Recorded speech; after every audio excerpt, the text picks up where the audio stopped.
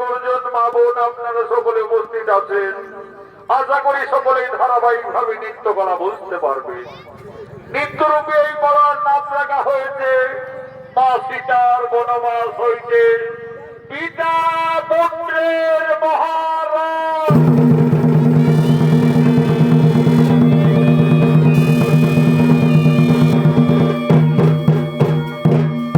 মা সীতার বনবাস হইতে পিতা পুত্রের মহারণ।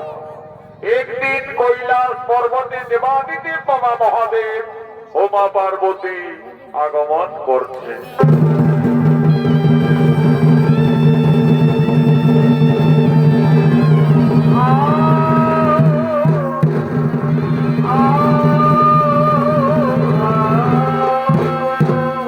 এই দেবাদিদেব মহাদেবের ভূমিকায় অংশ নিয়েছে নৃত্যশিল্পী জিতেন কৈবর্ত।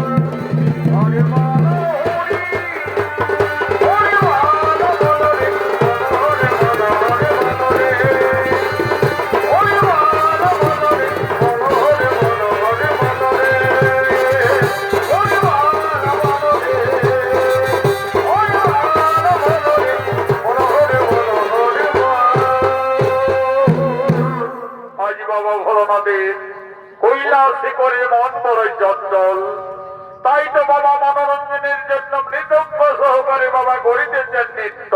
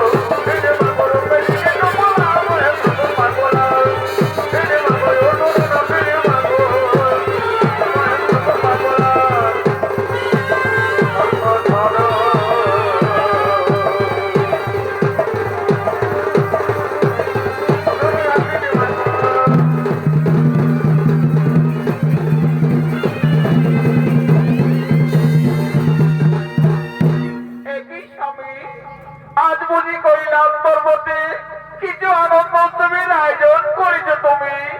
ভ্রান্ত ধারণায় মন পানো দানা করো না দেবী। আজ আমার কৈলাস শিকড়ি মন পড়ে চঞ্চল, তাই তো দেবী মৃদম্ব সহকারে। কেন স্বামী, তাহলে বুঝি কৈলাস পর্বতে আজ কিছু অশুভ ইঙ্গিত দেখছো? না দেবী, তাও নয়। আজ মর্তধামী শ্রী নারায়ণ তার রাম অবতারে তার সহধর্মিনী লক্ষ্মী স্বরূপিণী দেবী সীতাকে আজ অকালে দিতে চলেছে বনবাসে। কি বলছে প্রভু? নারায়ণ তো রাক্ষস কুল বিনাশের জন্য রাম অবতারী মর্তলোকে গমন করেছে। তাছাড়া মর্তধামী লক্ষ্মী ছাড়া নারায়ণ কিভাবে থাকবে প্রভু? তাই তো দেবী, সেই রামায়ণের অপূর্ব লীলা। চলো দেবী মোর সাথে মর্তধামে, আজ তুমি নদ ভরে করিবে দর্শন।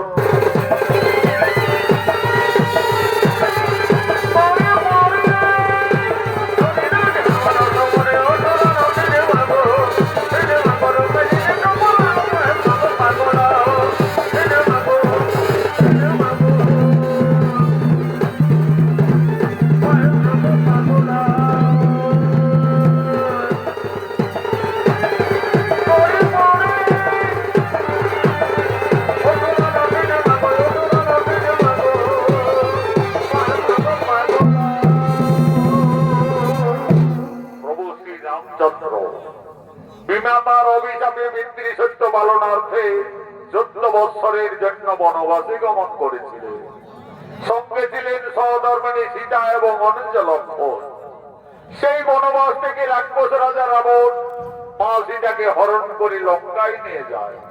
প্রভু শ্রী রামচন্দ্র সাগর বন্ধন করে রাক্ষস কুল বিনাশ করে তার সহধর্মিণী দেবী সীতাকে লঙ্কার থেকে সসম্মানে মুক্তি করে ফিরে আনে অযোধ্যায়। বর্তমানে অযোধ্যার মহারাজ শ্রী রামচন্দ্র এবং রানী মা সীতা আনন্দেই রয়েছেন প্রজাবাসী সকলে। আজ মা সীতার সঙ্গে তার 3 আদরের বোন ভরত, লক্ষ্মণ, শত্রুঘ্নের স্ত্রী তারা সকলেই অযোধ্যা রাজপ্রাসাদের দিকে আগমন করছে।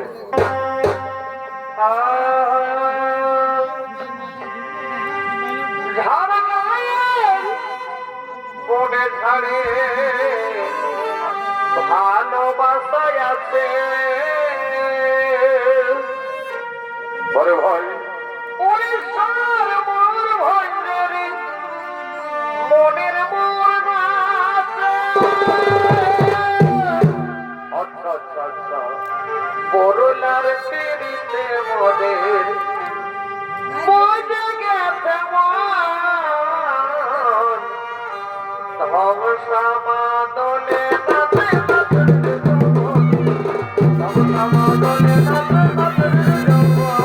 আজ মাঝিনার সঙ্গে তার 3 আদরের বোন পাণ্ডবী উর্মিলার ফটোকে যারা সকলে ওদের রাজভবনের দিকে আরো মত করেছে।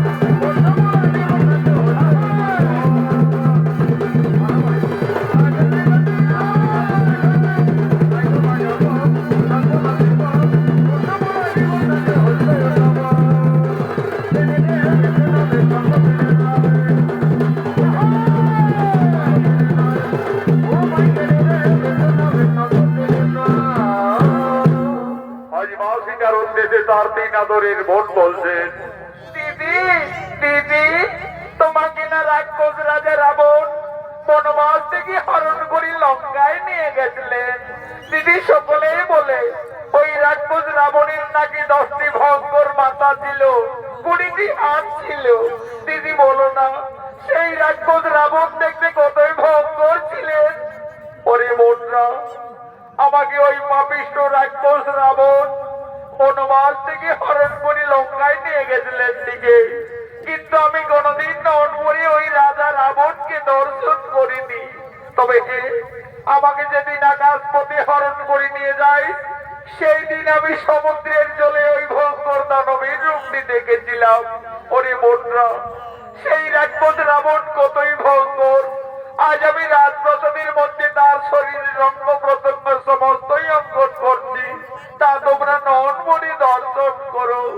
বাসিটা রাক্ষস রাজা রাবণ দেখতে কতই ভয়ঙ্কর ছিলেন। আজই রাজপ্রাসাদের মধ্যে তার 10টি ভয়ঙ্কর রাক্ষসের মাথা, 20টি হাত, শরীরের অঙ্গ প্রত্যঙ্গে একের পর এক বাসিটা অঙ্কন করতে লাগলেন। সেই সময় মা জানকী 5 মাসের গর্ভবতী ছিলেন। মা সীতার ননে নিদ্রার আকর্ষণ জেগে উঠল।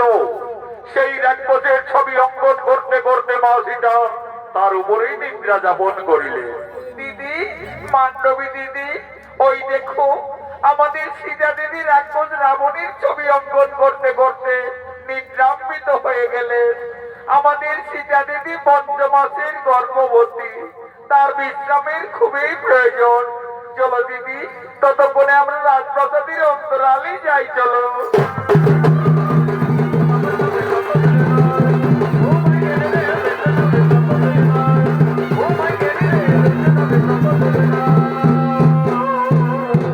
এমন সময় প্রভু শ্রী রামচন্দ্র এবং মনোজ লক্ষণ এই রাজপ্রাসাদের দিকে আগমন করছে। রাজার বেটা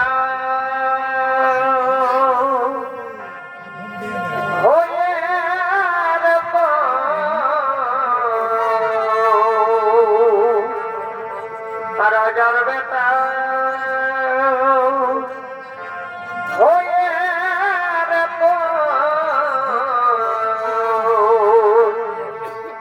জেনে ভরে শোনে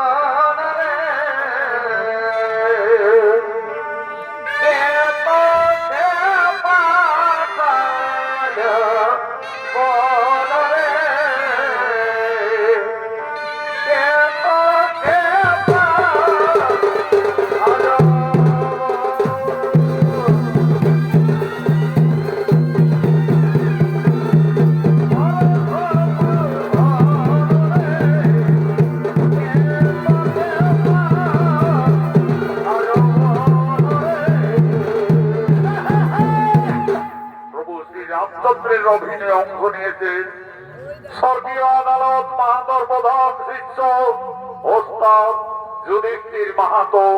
লক্ষণের ভূমিকায় মানিক কৈবর্ত।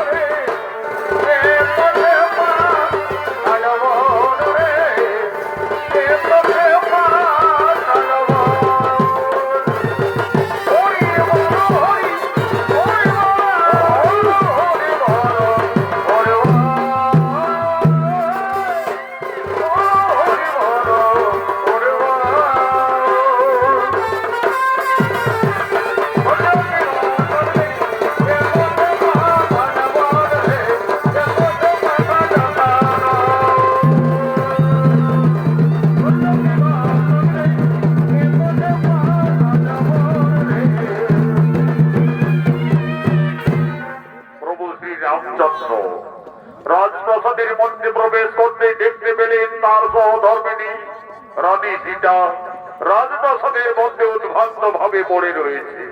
এ কি, আমার সীতা ওইভাবে রাজপ্রাসাদের মধ্যে পড়ে আছে কেন? প্রভু শ্রী রামচন্দ্র এগিয়ে এসে দেখলেন রাক্ষস রাজা রাবণের ছবি অঙ্কন করে তার উপরে তার স্ত্রী নিদ্রা যাপন করে রয়েছে। এ কি, সীতা ওইভাবে লঙ্কেশ্বর রাবণের ছবি অঙ্কন করে রাজপ্রাসাদের মধ্যে অবগাহন করে রয়েছে কেন? না না না না না না না, তা হতে পারে না, তা হতে পারে না। সীতা কেন রাক্ষস রাবণের উপরে বিরাজমান? তাহলে কি, তাহলে কি আমার সীতা সত্যি এই লঙ্কায় গিয়ে রাক্ষস রাবণের প্রেমে পড়েছিল? হয়তো সীতা রাবণ রাজাকে কোনো ভুলতে পারেনি যে তার উপরে এখনো সীতা বিরাজমান। না না না না না না না, আমার সীতা অসতী, এই সীতা কলঙ্কিনী, যার জন্য আমরা দুই ভাই দিবারাত্রি বনে বনে কেঁদেছি, যার জন্য আমি ওকালে বালি রাজকে হত্যা করেছি, যার জন্য লক্ষ লক্ষ মানুষ সেনাশক্তি করে রাক্ষস কুল বিনাশ করে যে জানকীকে লঙ্কার থেকে মুক্তি করে অযোধ্যায় ফিরে এনেছি, আজ সেই সীতা রাবণেরই ছবি অঙ্কন করে রাজপ্রাসাদের মধ্যে নিদ্রা যাপন করছে। না না না না না না, এই সীতা কলঙ্কিনী, এই সীতা বিচারিণী, কোথায় ওরে প্রাণের ভাই লক্ষ্মণ?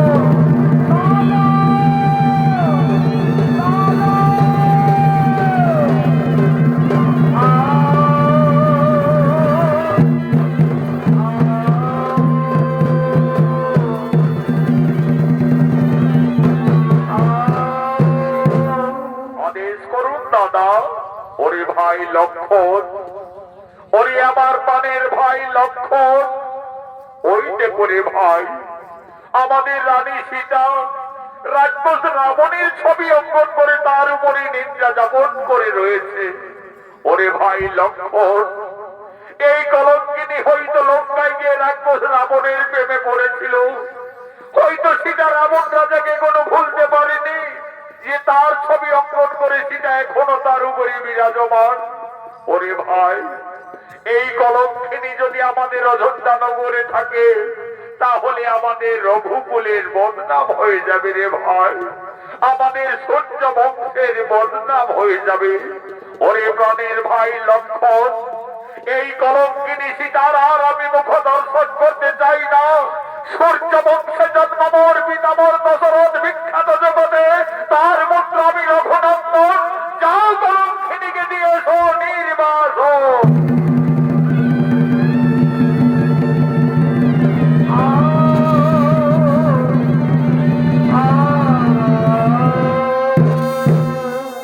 দেবী, তুমি একই করলে দেবী, তুমি আজ আমাদের অযোধ্যার পবিত্র মাটিকে কলুষিত করে দিলে।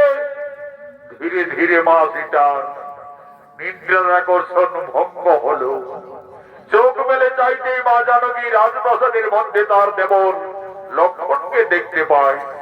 লক্ষ্মণ, একই ভাই, তুমি এখানে? দেবী, তুমি একই করেছো দেবী? তুমি কেন রাক্ষস রাবণের ছবি অঙ্কন করলে আমাদের রাজপ্রাসাদের মধ্যে? তুমি তার উপরে সন করে নিদ্রা যাপন করতেছিলে। তুমি কি সত্যি এই লঙ্কায় গিয়ে রাক্ষস রাবণকে ভালোবেসেছিলে? তুমি কি রাবণ রাজাকে কোনো ভুলতে পারোনি? না রে ভাই লক্ষ্মণ, আমি কিছু ভুল করিনি রে ভাই। আমি শুধু আমার ওই মান্ডবী উর্মিলা বন্ধের বোঝাবার জন্য এই রাক্ষসের ছবিটি আমি প্রাসাদের মধ্যে অঙ্কন করেছিলাম রে ভাই। তুমি জানো না দেবী, এই অপরাধে তুমি কলঙ্কিনী, এই অপরাধে তুমি বিচারিণী।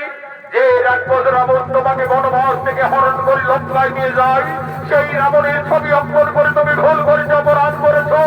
প্রভু শ্রী রামচন্দ্র আর কোনদিন তোমার মুখ দর্শন করবে না। আমায় আদেশ দিলেন এই মুহূর্তেই তোমায় দিতে হবে নির্বাসনে।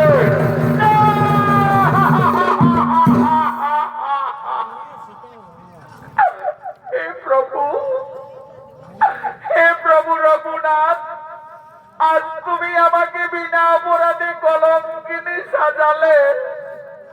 হে স্বামী, তুমি তো আমাকে লঙ্কার থেকে ফিরে এনে আমাকে সকলের উপস্থিতিতে অগ্নি পরীক্ষা করিয়েছিলে প্রভু, সব কিছু জেনেও আজ আমি বিচারিনি।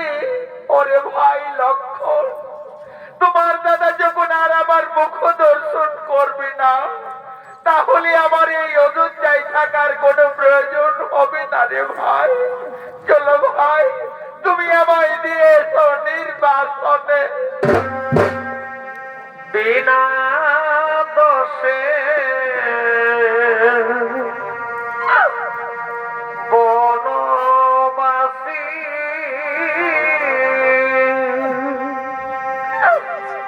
প্রভু আদেশিলে মরিব, আদেশিলে মরিব। বিনা দোষে বনবাসী প্রভু আদেশিলে মরিব, আদেশিলে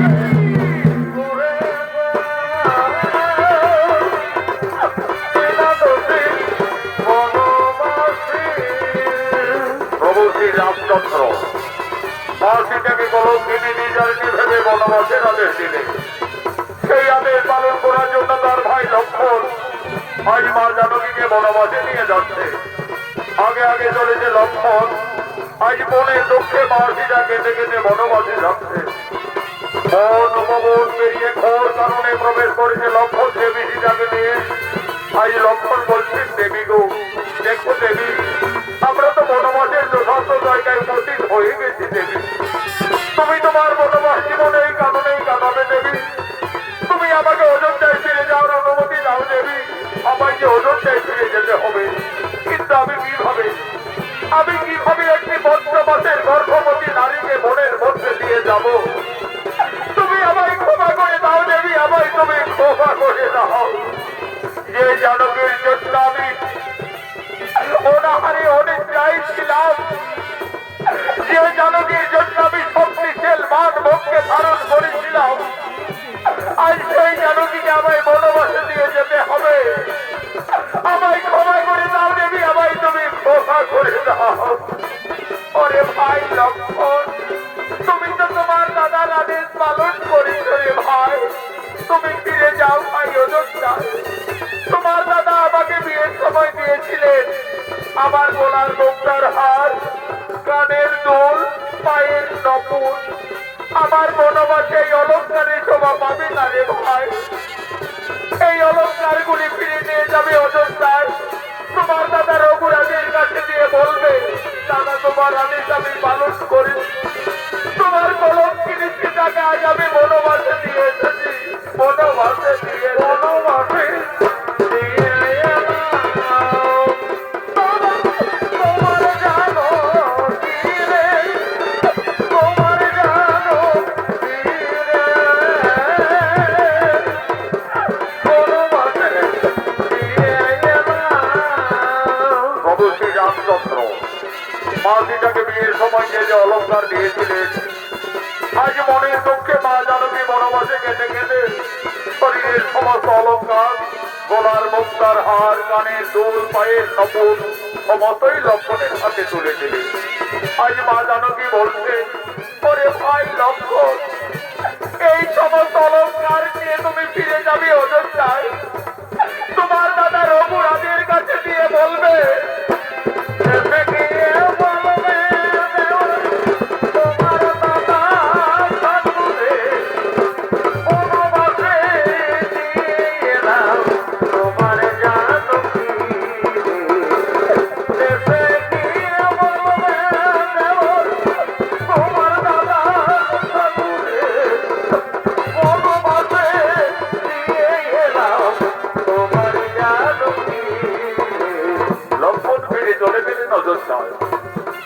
আজ মা সীতা সংসার হারা জনম দুঃখিনী বনচারিণী।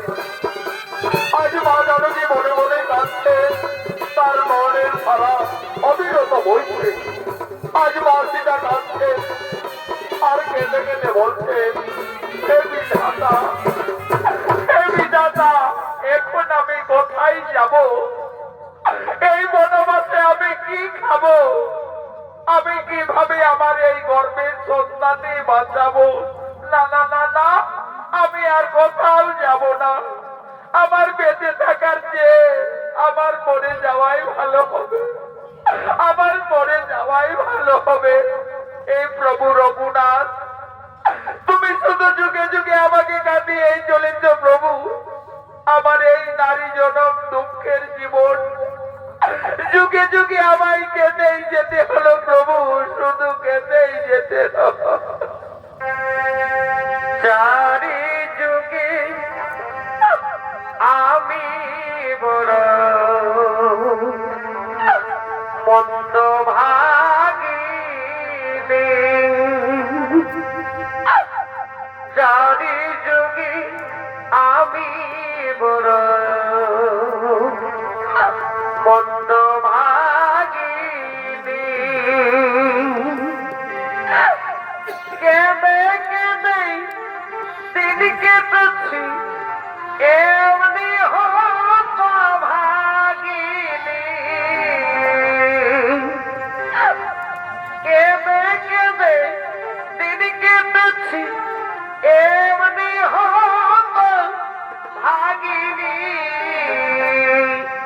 চারি যুগে আমি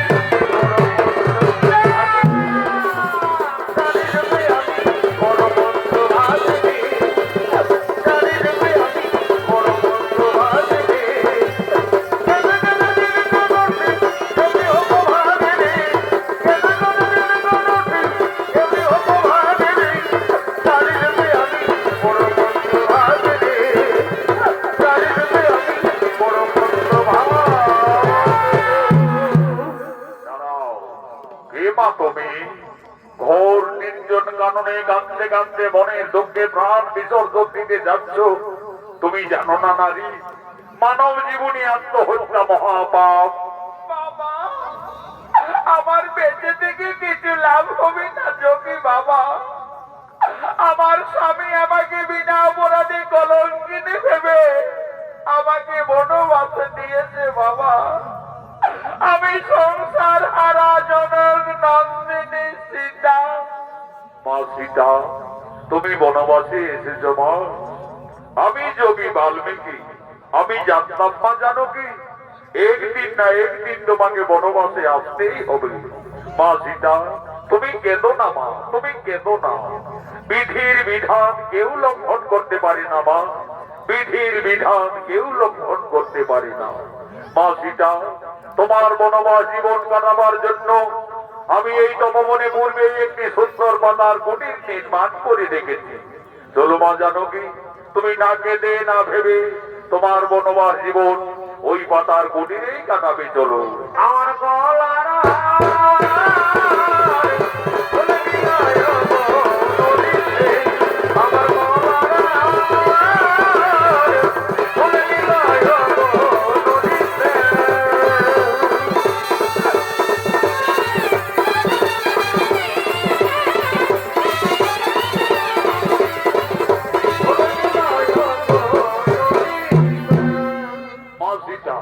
তার বনবাস জীবন ঋষি বাল্মীকির তপবনে কাটাতে শুরু করলেন।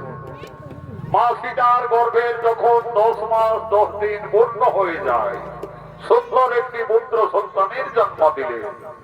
আদর করে যোগী বাল্মীকি সেই ছেলের নাম রাখলেন লব। লব দিনের পর দিন মুনির আশ্রমে বড় হয়।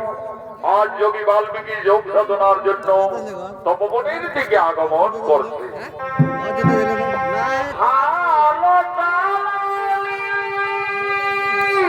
পরে ভয়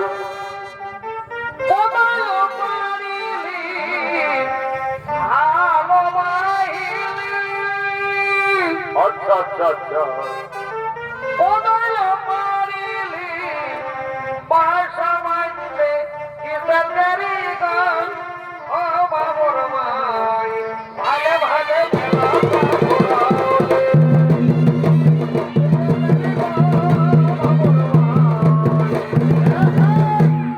যোগী বাল্মীকির অভিনয় নৃত্যশিল্পী রঞ্জিত মাহুলি।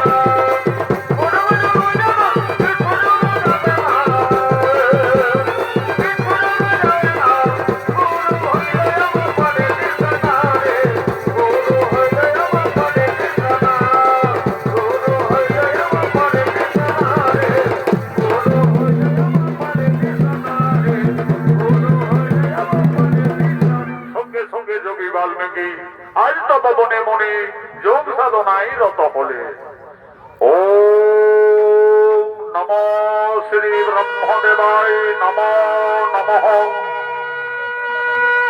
ওম নমো শ্রী ব্রহ্মদেবায় নমো নমঃ। ওম নমো গুরু ব্রহ্মা গুরু বিষ্ণু গুরু দেব মহেশ্বর গুরুবে পরম ব্রহ্ম তস্মৈ শ্রী গুরুবে নমো নমঃ। এমন সময় মাসিটা এসে বলছে, বাবা বাবা এ কি মাসিটা? বলো মাসিটা, তোমার কি হয়েছে মা? বাবা, আমার পুত্র লব ওই দেখো বাবা, সে কোন বৃক্ষ তলে ঘুমিয়ে রয়েছে। বাবা, আমি ততক্ষণে ওই সরোবর থেকে স্নান সেরে জল নিয়ে ফিরে আসছি বাবা।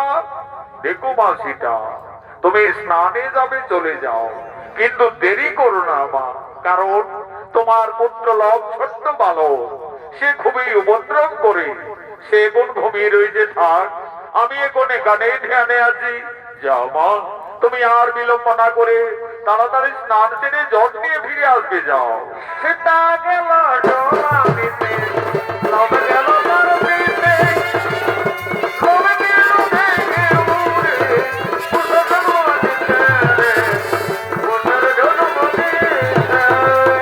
আজ মাসিটা সরোবরে স্নান করতে চলে গেলে মনে বাল্মীকি রইলেন ধ্যানে। এমন সময় লবের ঘুম ভেঙে যায়।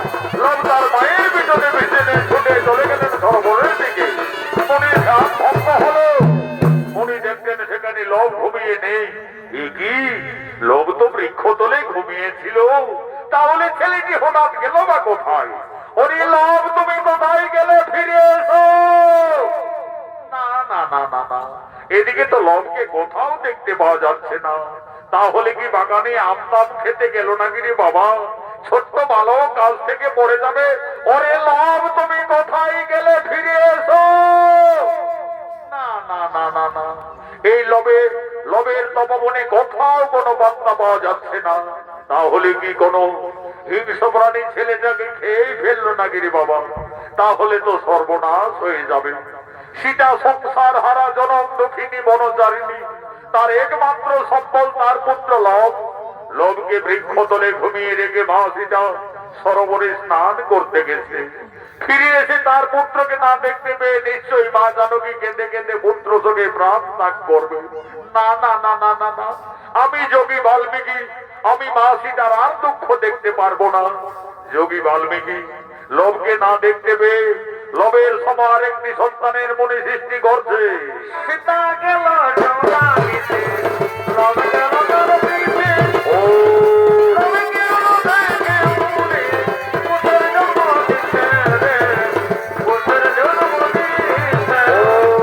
সীতা গেল জলানিতে, লব গেল নরপিতে, ও লব গেল ভেঙে উড়ে, পুত্রের জন্মদিতে রে, পুত্রের জন্মদিতে।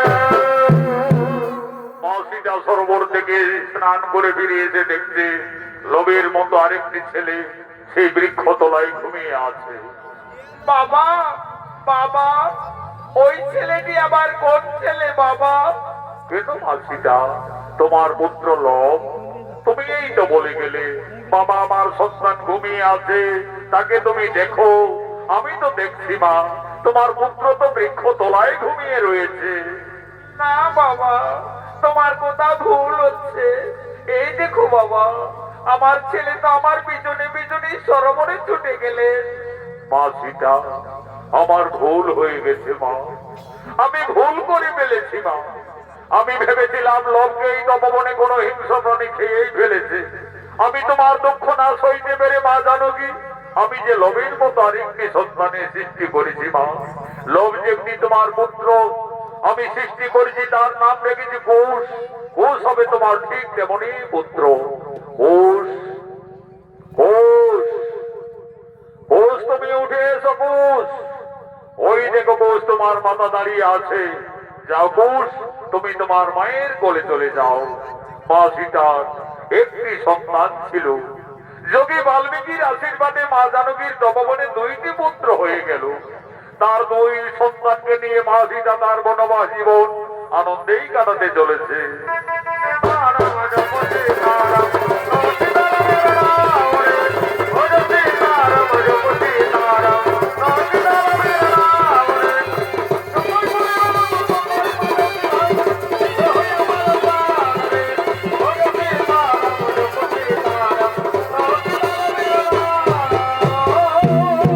এদিকে অযোধ্যায় মহারাজ শ্রী রামচন্দ্র অশ্বমেধ যজ্ঞের সূচনা করেছে।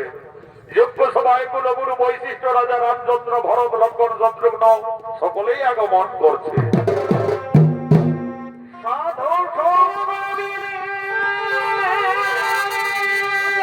বড় ভাই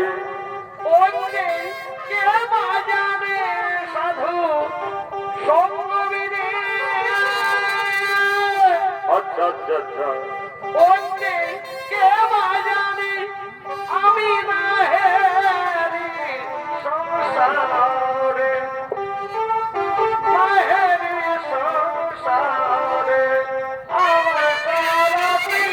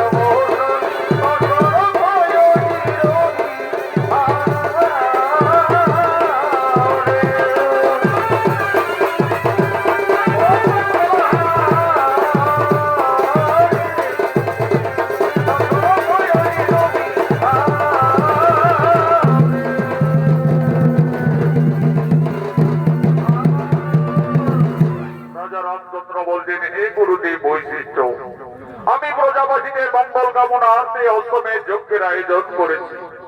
আপনি আর বিলম্ব না করে রীতি নিয়ম অনুযায়ী যজ্ঞ আরম্ভ করুন। রাজা রামচন্দ্রের আদেশে কুলগুরু বৈশিষ্ট্যের সঙ্গে সঙ্গে অশ্বমেধ যজ্ঞ শুরু করলেন। ওম নমো শ্রী অগ্নি দেবায় নমো নমঃ। ওম নমো শ্রী ব্রহ্মদেবায় নমো নমঃ। যজ্ঞ সভায় অশ্বমেধ যজ্ঞের ঘোড়া আসছে।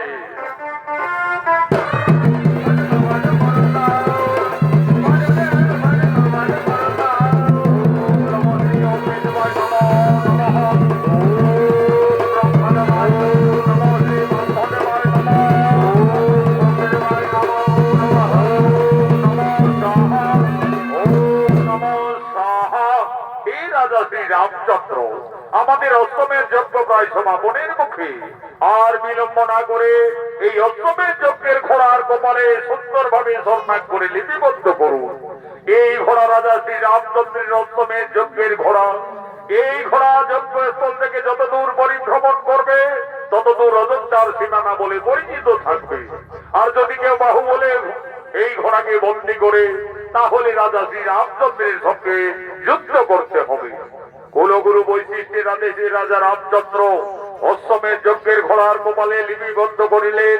ঘোড়া যজ্ঞস্থল থেকে যাচ্ছেন। ঘোড়ার পিছনে পিছনে অযোধ্যার সমস্ত সেনারা যেতে লাগলেন।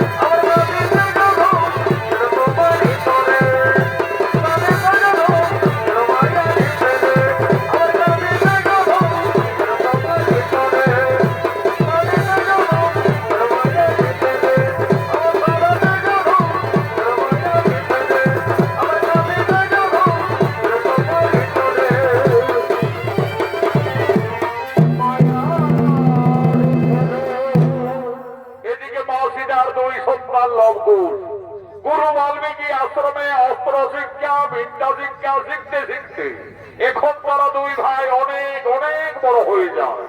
আজ তারা মনের আনন্দে মনের তপবনে খেলা করার জন্য লম্বুজ দুই ভাই আগমন করছে।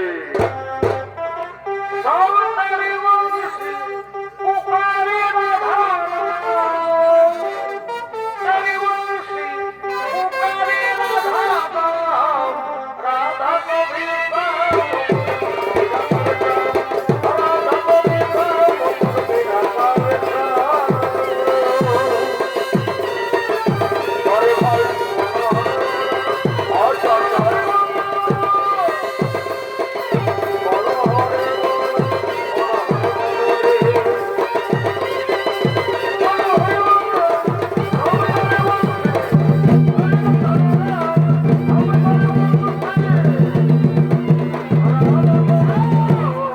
এরাই হলো মা সীতার দুই সন্তান লব ও কুশ। লবকুশ দুই ভাই গুরু বাল্মীকি আশ্রমে অস্ত্র শিক্ষা বিদ্যা শিক্ষা শিখতে শিখতে এখন তারা দুই ভাই অনেক বড় হয়ে যায়। আজ তারা মনের আনন্দে মনের তপবনে দুই ভাই খেলা করার জন্য আগমন করেছে। এই লবকুশের ভূমিকায় অংশ নিয়ে আপনাদের মহান মঞ্চে নৃত্য পরিবেশন করে দেখাবেন বিহার বেঙ্গল ঝাড়খণ্ড আন্দোলন সৃষ্টিকারী পুরুলিয়া জেলার জঙ্গল মহল মেডেল প্রাপ্ত তরুণ শিল্পী আকাশ চন্দ্র মাহাতো, মঙ্গল চন্দ্র মাহাতো।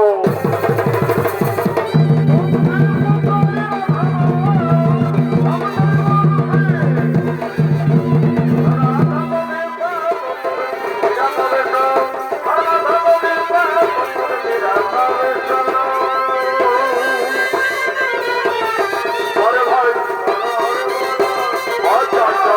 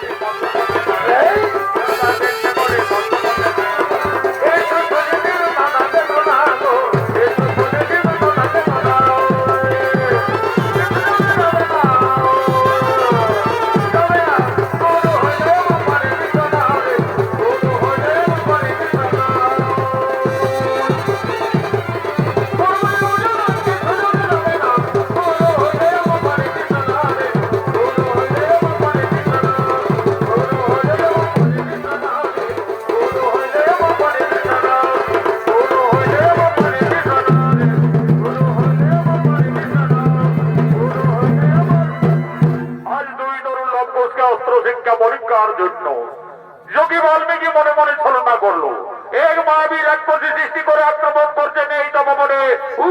গুরুদেব যোগী বাল্মীকি অস্ত্র শিক্ষা শিখিয়েছে।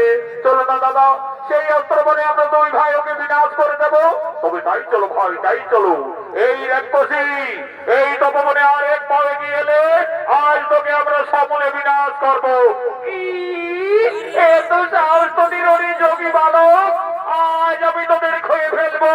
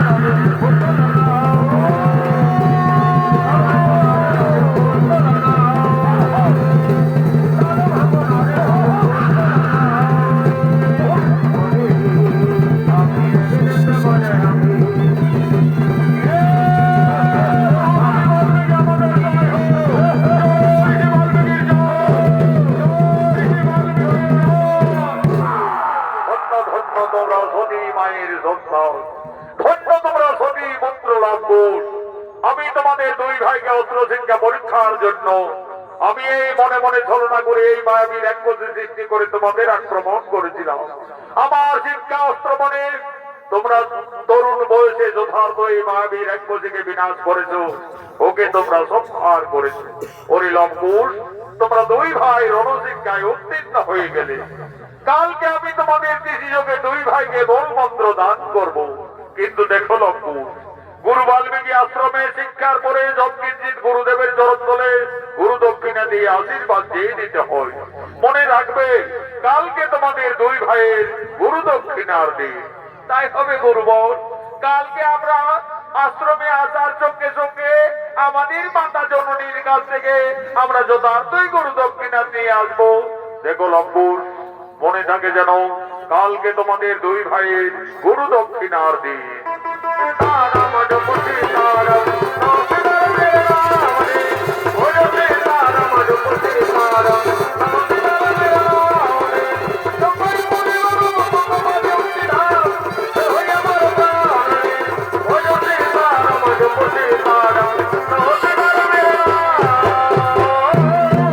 আজ মনের আনন্দে তারা দুই ভাই চলে গেলেন কুটিরে। কুটিরে গিয়ে তাদের মাতা সীতার কাছে তারা নিবেদন করছে। মা, মাতা তুমি কোথায়? কি হয়েছে লম্কুশ? ওইভাবে মা মা চিৎকার করতে করতে কুটিরে এলি, তপবনে কিছু বিপদ হয়েছিল নাকি বাবারা? না মাতা, আজ আমরা তপবনে একটি ভয়ঙ্কর রাক্ষসীকে দুই ভাই বিনাশ করে দিয়েছি মা। আমাদের গুরুদেব বলেছেন আমরা অস্ত্র শিক্ষায় সফল হয়ে গেছি মা। আমাদের আশ্রমে বিদ্যা শিক্ষাও সম্পন্ন হয়ে গেছে। কালকে আমাদের আশ্রমে গুরু দক্ষিণা দিতে হবে। দাও মা, আমাদের গুরু দক্ষিণা দাও। ওরে লম্কুশ, ওরে পুত্রগণ, তোমরা তো দুই ভাই বড় হয়েছ, তোমরা তো সকলেই বুঝতে পারছো আমরা যে বনবাসী বাবারা, আমাদের কুটিরে কিছু নেই লম্কুশ। আমি কি দিয়ে তোমাদের গুরু দক্ষিণার থেকে মুক্তি করবো? মা তুমি কেঁদো না মা, তোমার দিবারাত্রি কান্না আমরা যে আর কিছুতেই সইতে পারি না। জানো মা, আমাদের গুরুদেব বলেন চুরি করা অপরাধ, কিন্তু চেয়ে নেওয়া অপরাধ নয়। ওই তো মা, অদূরী নগর দেখা যাচ্ছে। চলো না মা, আমাদের গুরু দক্ষিণার জন্য সকলের কাছে কিছু কিছু সাহায্য চেয়ে নেবে। মা সীতা একদিন ছিলেন অযোধ্যায় মহারানী, আজ সে ভাগ্য ফেরে সংসার হারা জনক দুঃখিনী বনবাসী। তার দুই সন্তানের গুরু দক্ষিণা দেওয়ার মতো মা সীতার কুটিরে কিছুই নেই। আজ মনের দুঃখে মা জানকী এই নগরের দ্বারে দ্বারে গড়জোড়ে সকলের কাছে নিবেদন করছেন। হে ভক্তগণ, আজ আমি খুবই সংকটে পড়েছি। আমার দুই সন্তানের গুরু দক্ষিণা দেওয়ার মতো আমার কাছে কিছুই নেই। আজ আমি সকলের কাছে করজোড়ে নিবেদন করছি, আপনারা সকলেই কিছু কিছু সাহায্য করে আমার দুই সন্তানের গুরু দক্ষিণার থেকে আপনারা মুক্তি করে দিন, মুক্তি করে দিন।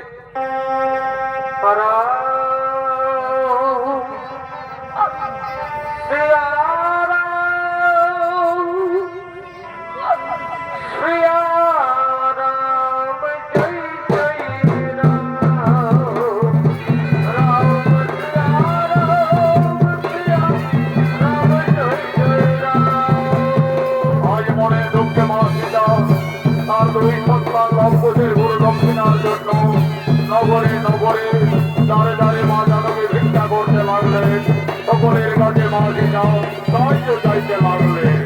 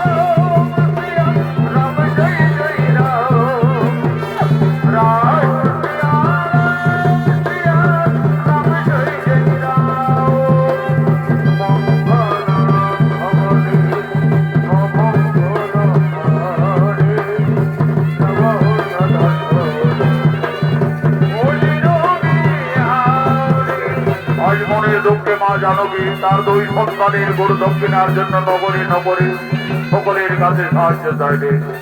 সকলের মনে দয়া হলো, করুণা হলো। আজ মা সীতার দুই পুত্র লম্বদের গুরু দক্ষিণার জন্য যে যেমন পারলেন সকলেই কিছু কিছু আর্থিক সাহায্য করলেন। মা জানকীর বনবাস জীবনে যথেষ্টই অর্থ মুদ্রা হলো।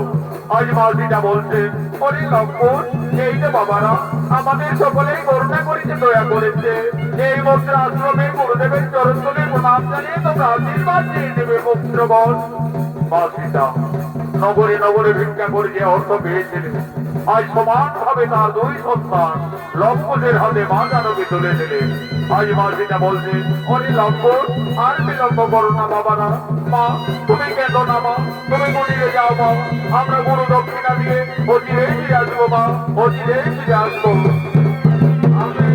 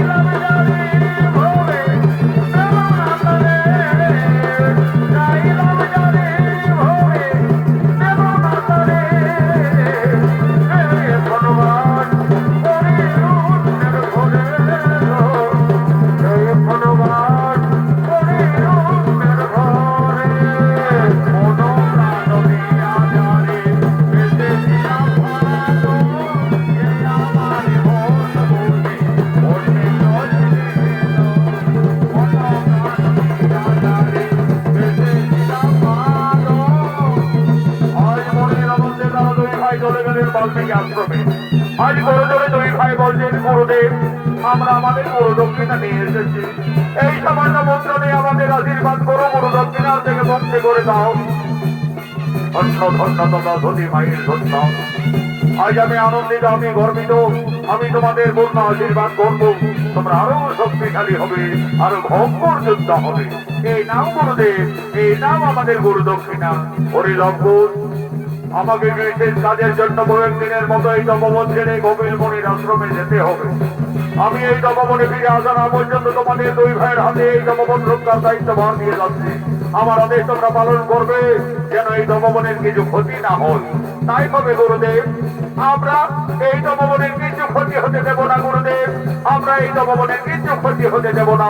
তাহলে লঙ্কুর আমি যাই কপিল মুনির আশ্রমে।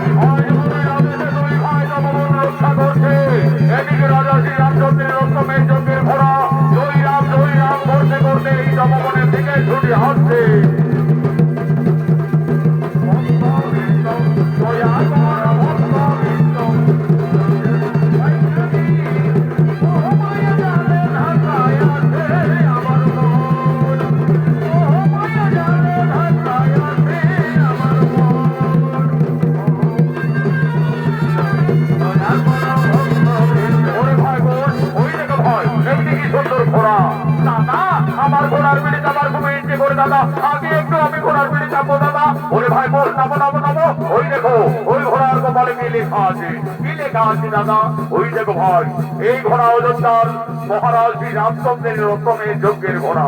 এই ঘোড়া যত দূর যাবে তত দূর অযোধ্যার সীমানা বলে পরিচিত থাকবে।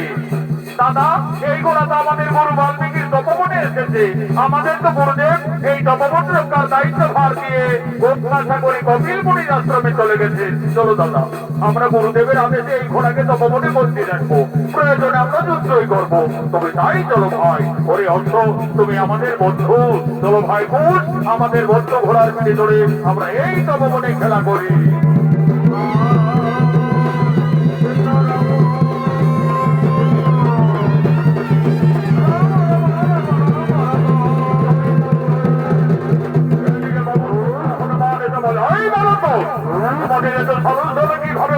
আমার প্রভু রাজা শ্রী রামচন্দ্রের উত্তরে এই তপবনে বন্দী করিলে তোমাদের আত্মপরিচয় কি? আমাদের পরিচয়, আমরা তো সতী মায়ের সন্তান, গুরু বাল্মীকি শিষ্য, দুই ভাই লবকুশ। সতী মায়ের সন্তান অন্তর্যামী পবন পুত্র বীর হনুমান বুঝে পেলে এলাই হলো আমার মাতা সীতার সন্তান। না না না না, আমি এদের সঙ্গে যুদ্ধ করব না। যদি এদের সাথে আমি পরাজয় স্বীকার করি, তাহলে প্রভু শ্রী রামচন্দ্রের সঙ্গে মা সীতার এই তপবনে মিলন ঘটবে। আজ বুদ্ধিমতী হনুমান ছলনা করলে এই বালকর এই ঘোড়াকে না ছাড়লে এই গদার আঘাতে তোমাদের শেষ করে দেব। কি হনুমান, তুমি ভয় দেখাবে? চলে এসো, দেখি কার বাহুতে কত শক্তি আছে।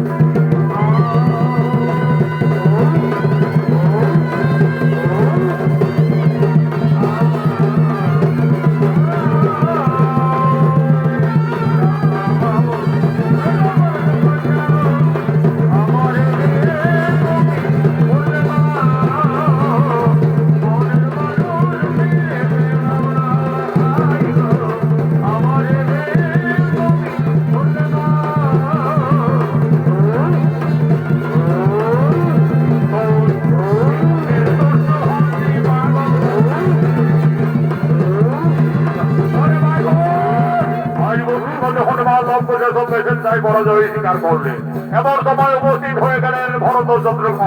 এই বালক হনুমানকে বন্দী করে বলছো আমাদের মতো আর কেউ বীর নেই, চলে এসো। এই ঘোড়াঘোড়ার সাথে আমাদের সঙ্গে যুদ্ধ করতে হবে। হ্যাঁ হ্যাঁ, আমরা যুদ্ধের জন্য প্রস্তুত আছি, চলে এসো, দেখি কে হারে আর কে জিতে।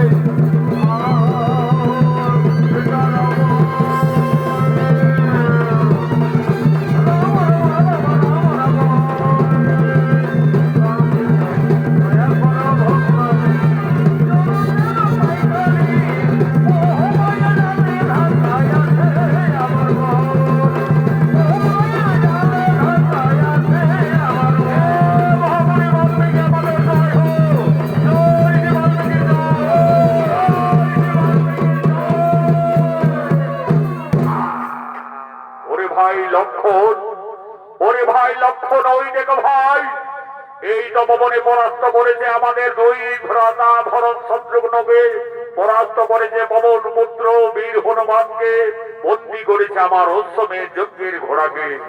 কে এমন শক্তিশালী দুই ঋষি বালক? কে বাবা তোমরা? আমরা গুরু বাল্মীকি শিষ্য, সতী মায়ের সন্তান, দুই ভাই লবকুশ। লবকুশ, দেখো লবকুশ, এই ঘোড়াকে তোমরা বন্দী করে ভুল করেছো, এই ঘোড়াকে তোমরা মুক্তি করে দাও বালকর।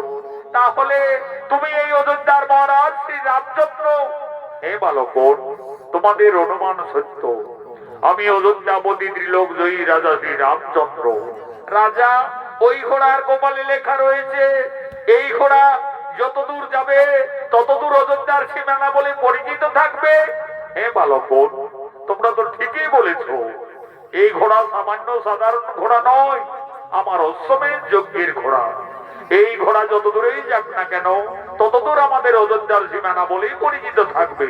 রাজা, তাহলে তো বিনা যুদ্ধে এই ঘোড়াকে আমরা কিছুতেই ছাড়বো না। আমাদের গুরুদেব যোগী বাল্মীকি আমাদের তপবন রক্ষার দায়িত্ব ভার দিয়ে গঙ্গাসাগরে কপিল মুনির আশ্রমে গমন করেছে, তাই তো গুরুদেবের আদেশ আমরা বন্দী রেখেছি। তাহলে তোমরা রণের জন্য প্রস্তুত হয়ে যাও বালকর, আমার সঙ্গে যে তোমাদের রণ করতে হবে। আর আমি ত্রিলোক জয়ী, আমার সঙ্গে কোনোভাবেই তোমরা রণে উত্তীর্ণ হতে পারবে না। আমার রণে তোমাদের মৃত্যু হয়ে যাবে। তোমাদের মৃত্যুর সংবাদ পেয়ে তোমাদের পিতা মাতা কতই না দুঃখ পাবে। দেখো বালকর, তোমরা কোন ঋষি কুমার? কে তোমাদের পিতা, কে বা তোমাদের মাতা? আমরা তো আমাদের পিতার নাম জানি না, এইটুকু জানি আমরা সতী মায়ের সন্তান, দুই ভাই লবকুশ। সতী মায়ের সন্তান, দুই ভাই লবকুশ। কিন্তু আমি কিভাবে এই অবোধ বালকদের সঙ্গে রণ করতে পারি? দেখো লবকুশ, তোমরা আমার পুত্র সম, যদি একবার আমায় পিতা সম্বোধন করো, আমি পুত্র ভেবে না হয় তোমাদের ক্ষমা করে দেব। এই রাজা, তোমাকে আমরা বাবা বলতে যাব কেন? তুমি আমাদের বাবা বলো না দেখছি। শান্ত হও বালকর, আমি যদি তোমাদের বাবা বলি তাহলে বিনা যুদ্ধে আমার এই অশ্বকে তোমরা মুক্তি করে দেবে তো? তা না হয় পরে দেখা যাবে, আগে বলে দেখো না। আচ্ছা বালকর, আমি না হয় তোমাদের বাবাই বললাম। এই রাজা, তুমি কাকে বাবা বললে? আমাকে বাবা বললে না আমার দাদা লবকে বাবা বললে? কেন বালকর, আমি তোমাদের দুই ভাইকেই বাবা বললাম। তাহলে বলো দেখি রাজা, তোমার মায়ের গোটা স্বামী? এই মূর্খ তরুণী ঋষি বালক, তোমরা সাবধান হও, তোমরা রাজা শ্রী রামচন্দ্রের রণে উপস্থিত রয়েছ। হ্যাঁ হ্যাঁ, আমরা রণকে ভয় পাই না রাজা, আমরাও সতী মায়ের সন্তান। চলে এসো সম্মুখ সমরে, বিনা যুদ্ধে না জানিব অশ্বমেধ যজ্ঞের ঘোড়া।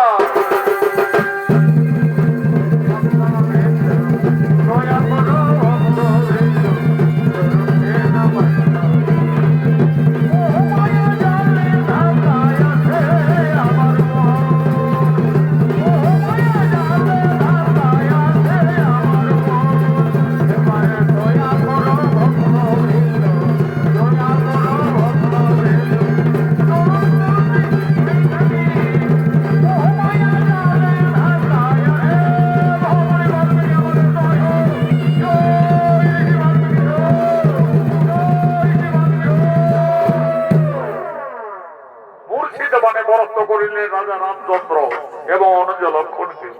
এদিকে যোগী বাল্মীকি কপিল মুনির আশ্রম থেকে ফিরে এসে তপবনে দেখতে লবকুশ সর্বনাশ করে রেখেছে। ওরে শিষ্যগণ, আমার অবর্তমানে এইভাবে তপবনে অত্যাচার। গুরুদেব, আমরা তো তোমার আদেশ পালন করে চলেছি গুরুদেব। এই তপবন রক্ষা করতে গিয়ে এই সমস্ত যোদ্ধাদের রণে পরাস্ত করে রেখেছি। ঋষি দাদু, আমরা একটি জ্ঞান্ত হনুমানকে পরাস্ত করে বন্দী করে রেখেছি। ওরে, তোরা আবার হনুমান নাকি? কোথায় আবার হনুমান বন্দী করিলে? ওই দেখো গুরুদেব, ওই দেখো তপবনের বৃক্ষটা। ওরে বাবা রে, এই যে আবার পবন পুত্র বীর হনুমান ছেড়ে বাবা, এই হনুমানের সঙ্গে তোমরা ঝগড়া করেছো। ওরে লঙ্কুশ, এই রাজাদের না জেনে না শুনে কেন তাদের উপরে আঘাত করলে?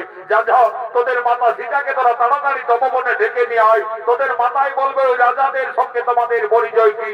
মা, তুমি তাড়াতাড়ি তপবনে এসো মা। ওরে লঙ্কুশ, তপবনে কি হয়েছে বাবারা? মা, আজ আমরা যুদ্ধে জয়ী হয়ে গেছি মা। একটি জান্ত হনুমানকে বন্দি করে রেখেছি মাতা। ওই লঙ্কুশ, কোথায় হনুমান বন্দি করিলে পুত্রগণ? ওই দেখো মাতা, ওই তপবনের বৃক্ষ ডালে শক্ত করে বন্দি করে রেখেছি। ওরে লঙ্কুশ, এ তো পবন পুত্র বীর হনুমান। এই হনুমানকে তোমরা কেন বন্দি রেখেছো বাবারা? যে লবকুশ, হনুমানকে তোরা মুক্তি করেছে। ওই হনুমান একদিন আমার মান রেখেছে। ওই হনুমান আমার জন্য লঙ্কায় কতই না দুঃখ পেয়েছে। দে বাবারা, হনুমানকে তোরা ছেড়ে দে। মা সীতা, ওদিকে তো বৃক্ষ ডালে হনুমানকেই দেখেছো, আর এই দিকে তাকিয়ে দেখো মা, তোমার সন্তানরা, তোমার স্বামী, তোমার দেবরদের সকলকেই রণে জর্জরিত করে রেখেছে। ওরে লবকুশ, এ তোরা কি করিলি বাবারা? তোরা কাদের সঙ্গে যুদ্ধ করিস, রণ করিস? তোরা তো সকলই সর্বনাশ করে দিলে লবকুশ।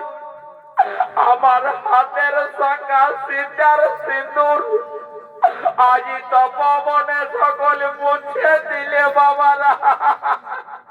বাবা, আমি আমার বনবাস জীবনে তোমার কাছে কোনোদিনই কিছু চাইনি বাবা। আজ আমার দুই অবধ সন্তানে ক্ষমা করে আমার স্বামী এবং দেবরগণকে পুনরায় জীবিত করে দাও বাবা। মা সীতা, তুমি কেন না মা, তারা কেউ মারা যায়নি গো। তারা লবকুশের রণে পরাস্ত হয়ে সকলেই জ্ঞানহারা অবস্থায় পড়ে আছে।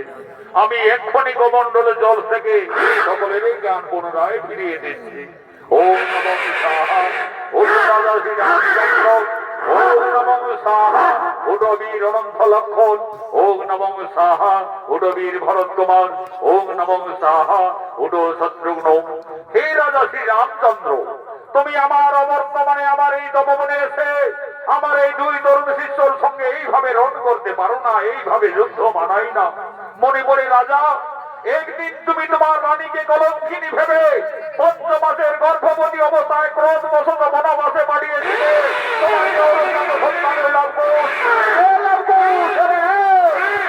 শুনে যাও লোক, যাদের সঙ্গে তোমরা ঝগড়া করছো, মারামারি করছো, তাদেরকে তোমরা জানো না, চেনো না। তারা তোমাদের এই বংশের লোক, সম্পর্কে সকলেই তোমাদের কাকা। আর যে রাজার সঙ্গে তোমরা রণ করেছো, ওই রাজা শ্রী রামচন্দ্র হলো তোমাদের জন্মদাতা পিতা। গুরুদেব, ওই রাজা আমাদের পিতা? হে লবকুশ, তোমরা তো রাজপুত্র। যাও, তোমাদের ভুল স্বীকার করে করজোড়ে ক্ষমা চেয়ে নেমে যাও। পিতা, আমাদের ক্ষমা করে দাও পিতা, আমরা ভুল করে রণ করেছি। ওরে লবকুশ, আজ আমার মনে পড়েছে যেদিন আমি রাক্ষসকুল বিনাশ করে লঙ্কার থেকে আমার সীতাকে অযোধ্যায় ফিরে এনেছিলাম। সেই দিন রাবণের মাথা নিকোষা কেঁদে কেঁদে আমায় অভিশাপ দিয়েছিলেন।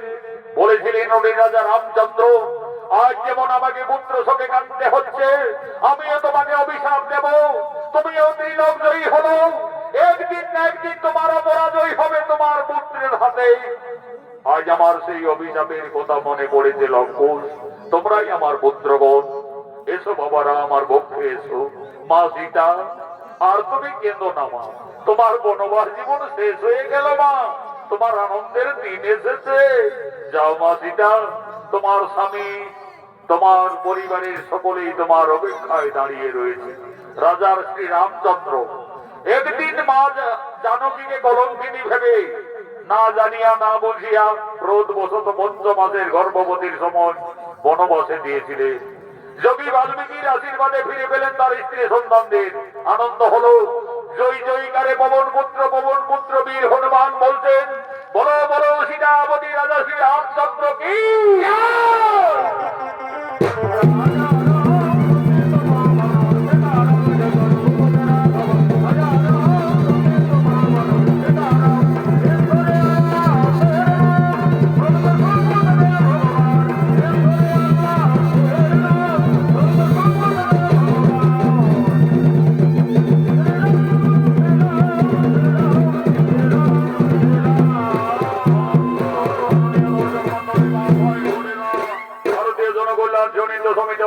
মাধব সম্প্রদায়টিকে নিত্য বলা